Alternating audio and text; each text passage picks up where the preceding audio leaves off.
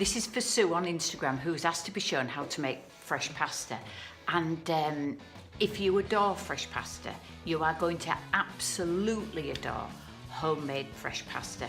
And as far as cost goes, you're talking the price of an egg, basically, that's it. I prefer a pasta rolling machine. If you haven't got one, have a look on eBay. They're as cheap as chips on there. But anyway, here we go. I did it with the kids. Let me show you. So we've got simply 100 grams of flour, a pinch of salt and an egg per person. And these kids have each got a workstation on my worktop. We're not using bowls or anything. I've asked them to just use one hand for mixing so that they don't get totally messed up. And eventually their 3 ingredients come together to make a nice smooth dough.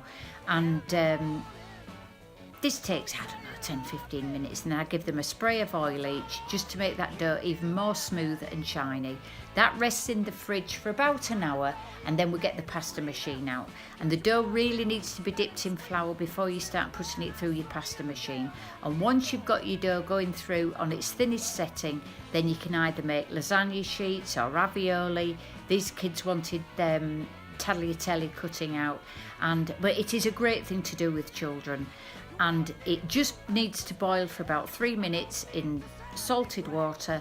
And don't forget, if you put a wooden spoon over your pan, then your pan won't boil over. But there is nothing more delicious than homemade pasta. Yeah, I mean, oh, Jezebel, let's go.